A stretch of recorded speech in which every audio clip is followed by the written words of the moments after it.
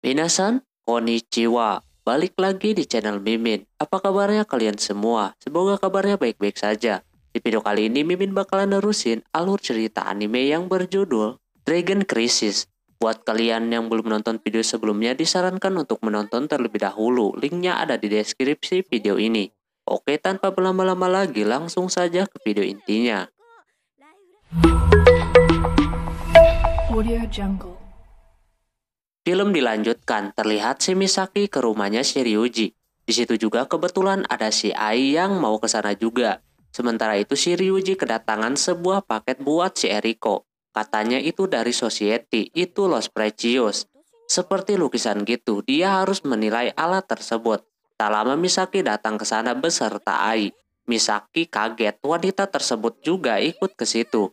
Misaki membawa biskuit dan si Ai membawa cupcake. Nampak si Ai diperlakukan baik sama orang tuanya. Pas masuk, Ai kaget ada lukisan di sana. Terus mereka langsung aja makan bareng-bareng. Nah, si Rose menyuapi si Ryuji yang membuat si Misaki iri. Kebetulan ada satu lagi, tapi sayang diambil sama si Ai. Jadi kagak jadi. Tak lama lukisan tadi mengeluarkan tulisan liar. Mereka merasa aneh dan tiba-tiba aja lukisan tersebut menyerap para cewek-cewek itu ke dalam sana. Pas di dalam si Misaki merasa kagak percaya kalau dia ada di sana. Ini seperti mimpi katanya. Setelah itu mereka mencoba ngecek di area sekitar. Nampak pada sepi, gak ada siapa-siapa. Rose merasa tempat ini seperti di film yang pernah ia tonton. Tentang pembunuhan berantai. Cowok membawa kampak. Tak lama orang yang dimaksud muncul di depan mereka. Langsung aja si Ai dan Rose mencoba melawannya.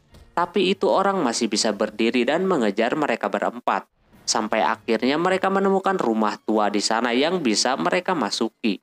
Di sisi lain si Ryuji kagak bisa ngapa-ngapain, cuma bisa melihat udah kayak nonton TV berukuran 50 inch atau lebih. Di situ terdapat si Bianca juga yang tiba-tiba muncul dan memberitahu kalau itu kurset Precious. Sementara itu si Rose menemukan ruang bawah tanah di sana. Alhasil mereka telusuri, Misaki masih aja belum percaya.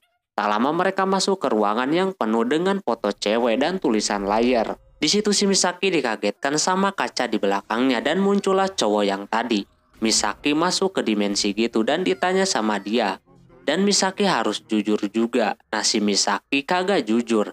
Jadi dia hampir aja dibuat menjadi foto selamanya. Untungnya si Ai menolongnya. Eriko menyuruh mereka untuk berkata jujur dan muncul lagilah orang itu. Bianca ngomong kalau lukisan itu kagak bisa dihajar pakai senjata langsung. Kesempatannya harus menunggu momen dulu. Terus si cewek ditanya satu pertanyaan dan harus jujur. Eriko menyuruh semuanya untuk mengatakan dari lubuk hati yang paling dalam. Alhasil setelah mereka berkata jujur walaupun sempat Misaki kagak bisa, tapi berkat dorongan mereka akhirnya mereka bisa berhasil. Yang semuanya itu tertuju kepada si Ryuji. Lalu cowok tadi muncul lagi, langsung aja mereka keluar dari sana. Ryuji melihat mereka dari kejauhan. Inilah momennya, karena lukisan itu hanya menyerap cewek. Jadi ketika dia diserap, Ryuji harus melemparkan pisaunya. Tak lama Bianca terhisap. Sebelum sepenuhnya si Ryuji udah melemparkan pisaunya itu. Hingga cowok tersebut langsung kalah gitu aja. Lalu mereka bisa kembali ke dunianya. Ternyata setelah ditelusuri, kalau yang buat lukisan itu udah dipenjara.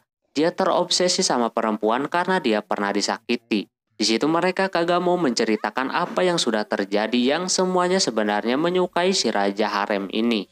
Singkat cerita, Ryuji dan keempat cewek itu pergi kemah. Nampak mereka mau bakar-bakar gitu. Si Eriko kelihatan diem aja santai-santai. Ketika Ryuji lagi nyiapin bakarannya, tiba-tiba datang seseorang. Dia adalah sapi, naga biru. Dia ke situ mau balas dendam atas kekalahan si Onyx. Mereka siaga, tapi Los Precious-nya ada di mobil. Ketika dia mengeluarkan kekuatannya, ombaknya masih lemah gitu. Sapi diremehkan karena dia ngelawak gitu. Karena kesal dia mengeluarkan kekuatannya lagi. Kalau ini agak lumayan, cuma bisa mengguyur yang bertiga doang. Karena ada kesempatan si Eriko mengambil tongkatnya dan membuatnya terjatuh kayak gitu. Lalu dia pergi gitu aja, ade. Si Misaki melihat si sapi terbang.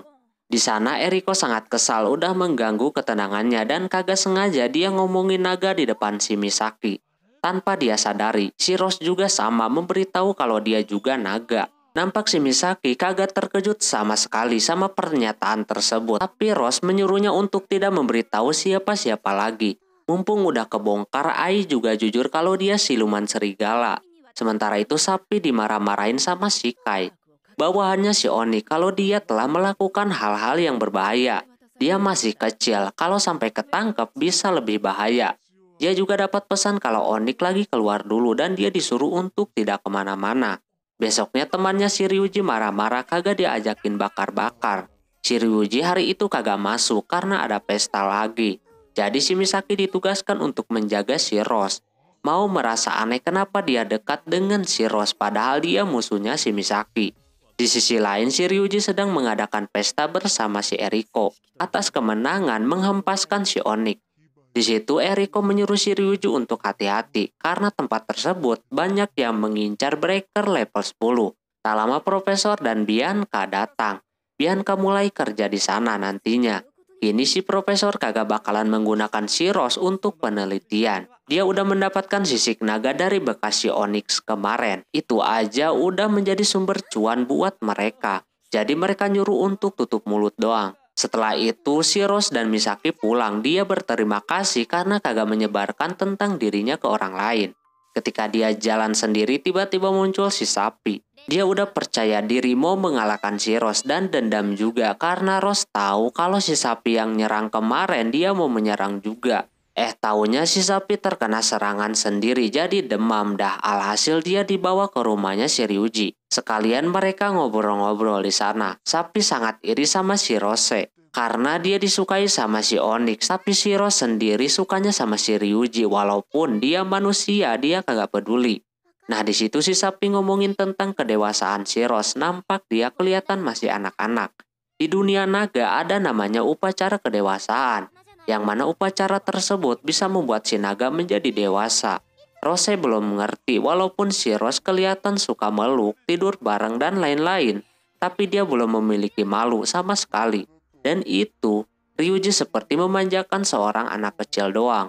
Sapi menyuruhnya untuk jadi dewasa karena nanti takutnya si Ryuji direbut orang. Karena gak mau hal tersebut terjadi, jadi Rose dikasih tahu caranya, yaitu cuma mencium di bagian sisiknya aja. Lalu si Sapi pergi, tak lama Ryuji dan Eriko juga pulang. Mereka kaget kalau Sapi habis dari situ. Mereka menyuruh untuk hati-hati. Ryuji dibuat kaget ketika si Rose ngomong pengen dewasa. Terus dia dikasih tahu kalau dia pengen melakukan upacara kedewasaan. Si Eriko mencoba mencari informasinya terlebih dahulu sebelum dimulai. Cuma kagak ada, mau nanya juga tidak diperbolehkan. Alhasil si Rose mau memulainya aja. Ketika si Ryuji mencoba mencium, tiba-tiba dia lemas dan panas. Pas menyatakan perasaannya dia tambah panas lagi. Dan kagak mau dekat-dekat sama si Ryuji. Dia jadi aneh gitu. Eriko langsung menenangkannya tentang apa yang dia rasakan. Dia takut kalau si Ryuji marah nantinya. Si Eriko udah mengerti kalau si Rose kini udah jadi cewek yang dewasa.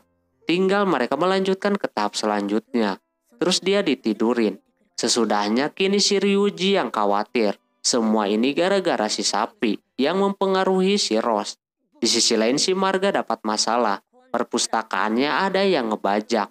Yang tak lain itu ulah dari si Onyx. Dia baca doang kagak mengambil apapun. Paginya ketika si Ryuji nyiapin sarapan dan dikasih tahu kalau si Rose udah dewasa, Ryuji bertatapan sama si Rose kini jadi beda. Ryuji jadi agak canggung sekarang. Ketika makan pun jadi pada canggung gitu. Yang membuat si Eriko kesal terus berangkat dah berdua. Si Eriko nampak udah capek. Ditambah lagi ada si Bianca di sana yang menambah si Eriko kesal. Apalagi dia minta makan. Di situ secara kagak sengaja si Rose mau jatuh. Jadi gitu dah. Si Bianca mencoba menolong si Eriko. Terus pas si Ryuji sampai di sekolahan si Rose langsung curhat kepada si Misaki. Ditambah si Ryuji juga curhat sama temannya. Kini mereka berdua udah berani cerita tentang percintaannya. Nah di situ si Rose kagak diberi solusi karena Mao masih mendukung si Misaki untuk bisa jadian sama si Ryuji. Sesudahnya mereka kagak sengaja bertemu lagi. Di sisi lain si Bianca tidak menemukan petunjuk apapun. Kebetulan si Sapi datang mau mengambil sepatunya.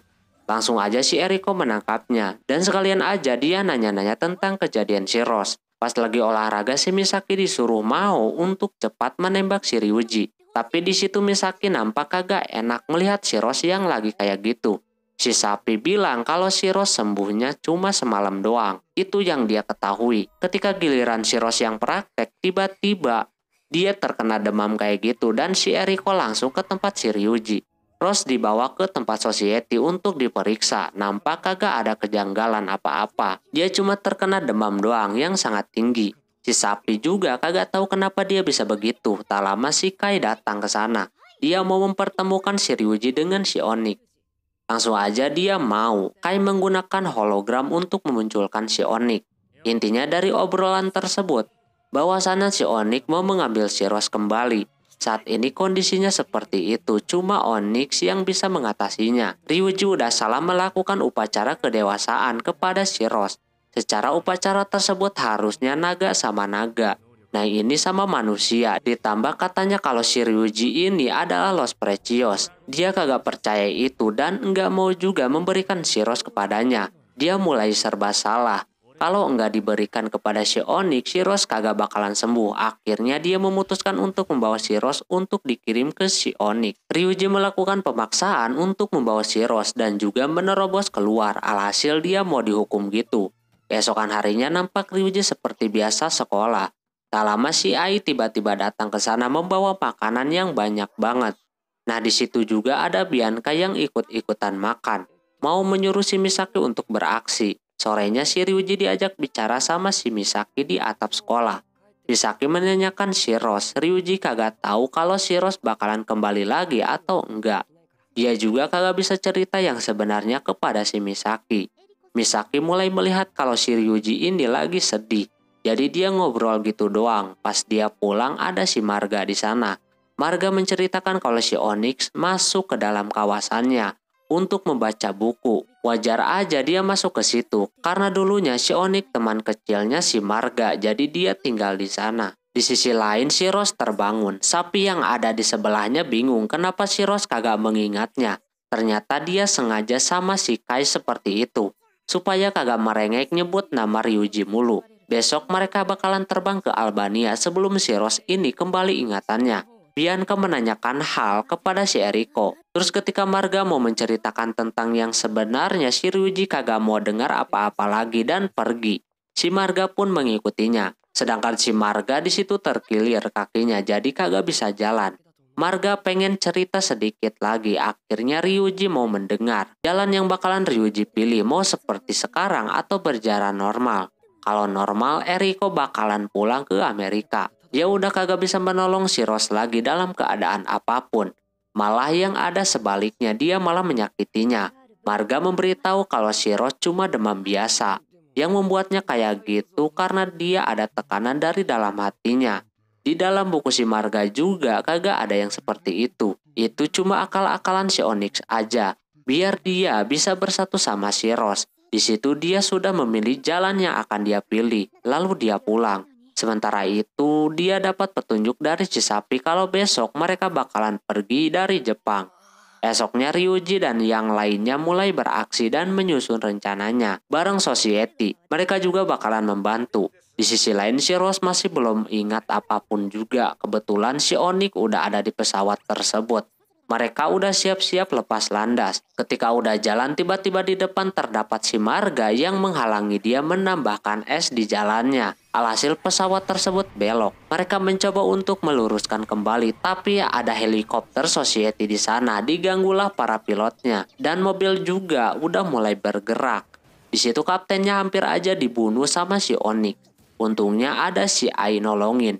Dikira itu si Ryuji, ternyata bukan. Jadi dia mencari si Ryuji dan masuk ke dalam mobil. Dan langsung aja si Eriko joki naik ke atas pesawat dan masuk ke dalam. Si sapi memberikan es krim kepada si Rose. Siapa tahu dia mengingat sesuatu. Dan benar aja dia ingat berbarengan dengan Ryuji yang berhasil masuk ke sana. Nampak mereka jadi canggung lagi. Sampai-sampai si Rose kagak mau jadi dewasa lagi. Ya mau gimana lagi, semua orang juga bakalan jadi dewasa. Ryuji di situ nembak si Rose lagi yang berujung kini si Rose kagak canggung lagi. Yang mengejutkannya si Onyx yang tadi udah kelindes tiba-tiba berubah menjadi naga yang sangat besar dan membawa pesawat tersebut ke atas. Nah di situ terdapat orang tuanya si Ryuji yang gabut banget. ngelempar pedang doang dan memberi tanda tangan kepada si Bianca. Tanpa diduga, si Ryuji mengkisi si Rose yang akhirnya terjadilah kekuatan cinta yang sangat besar. Sehingga si Onyx kagak bisa melawan kekuatan tersebut. Lalu dia kalah gitu aja. What is that? Mereka berhasil menaklukkannya dan kini si Ryuji udah bisa lepas dengan si Rose. Cuma di situ si Ai shock melihat mereka berduaan kisean. Besoknya seperti biasa, Ryuji sekolah dengan normal. Misaki disuruh untuk cepat-cepat mendekati si Ryuji lagi. Tak lama datang si Rose dan juga si Sapi. Anehnya cewek-cewek yang lainnya juga pada datang ke situ anjir. Udah the real harem ini. Gurunya pun si Kai kan kocak ya, aneh-aneh aja ini, hade. Dan animenya selesai. Mungkin nilai untuk anime ini sangat tepat. Gak terlalu besar, yaitu ada di angka 6. Menurut pendapat Mimin tentang anime ini sebenarnya bagus-bagus aja jalan ceritanya. Cuma mungkin yang lemahnya ada di bagian actionnya teman-teman. Yang begitu sebentar, tidak ada apa dulu gitu. Adu jotos atau yang lainnya. Mungkin karena genrenya ada magicnya mungkin ya. Tapi endingnya pun kurang coy. Naga segede pesawat cuma dikalahkan sama orang yang lagi keseanjir.